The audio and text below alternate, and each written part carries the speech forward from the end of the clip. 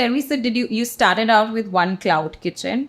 Yeah. Okay. And just for our audiences, what is a cloud kitchen? A cloud kitchen is a kitchen which is not visible to audiences. They can order it online. So it's not a physical restaurant. It's not a physical store. It's a kitchen which is in the clouds. Okay. Was that done for trial testing, or was that your strategy that I'm going to do cloud kitchens? So I think we were pretty much the first brands to come as cloud kitchens. Even I didn't know that cloud kitchen would become an industry by itself. But I realized that people who want to eat healthy food don't want to travel all the way, take a drive, dress up, go to a restaurant, take a reservation and eat a salad. So we realized that it's actually impromptu, that I want to eat healthy today. It's very personal. Yes. You will not take 5 people with you and say, okay, let's go eat a salad.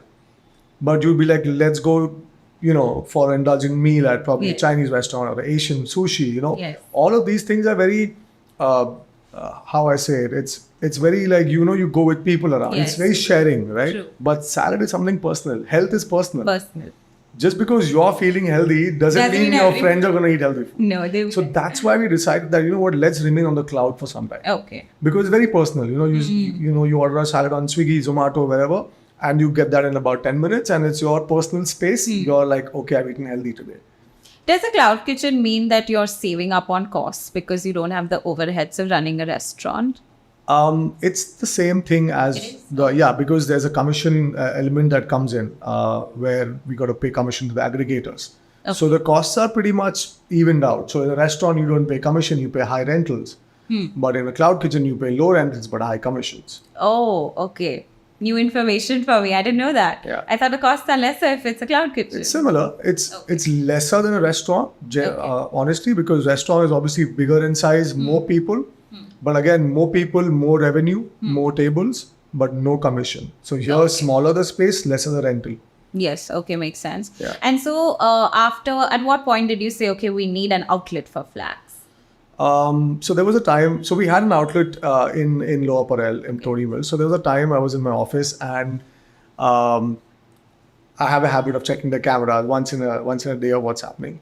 I saw about 50 Zomato riders outside the restaurant, outside this cafe. And this was a small flax cafe I had in Lower Parel.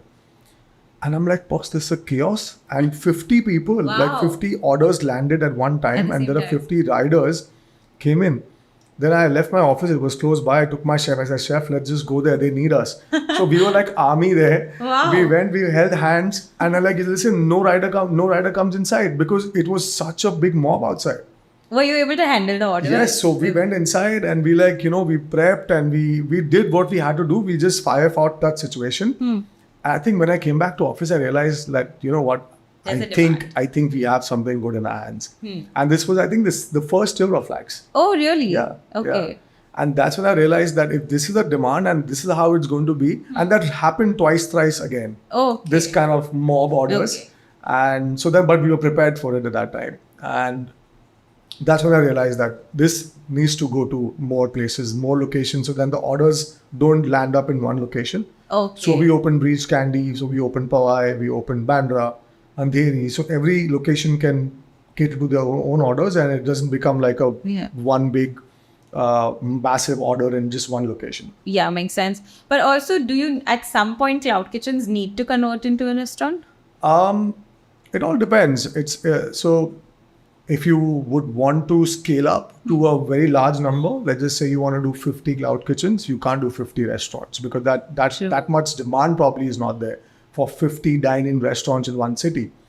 But probably small cloud kitchens you can scale up. So if you're scaling up, you can choose cloud kitchens. But if you want to have experiential dining, you can choose that route and do fewer of them. Okay. Or you can do a mix of both. That's what we are doing. Correct. Yeah. Okay, so flax is a bootstrap business. You started it by yourself, but I know cloud kitchens that are taking funding. Is that the correct route?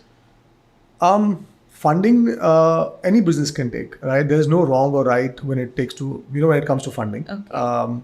It's to understand what you want to do with that funding. Okay. Right.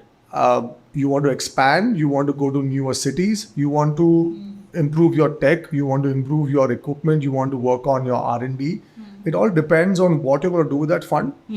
And is the brand or your business successful enough in terms of numbers that it'll sustain that funding for a few Exactly. years? You don't want to be taking funding and then next year you're like, okay, I need funds more, because the model itself needs to be self-sustainable in my view.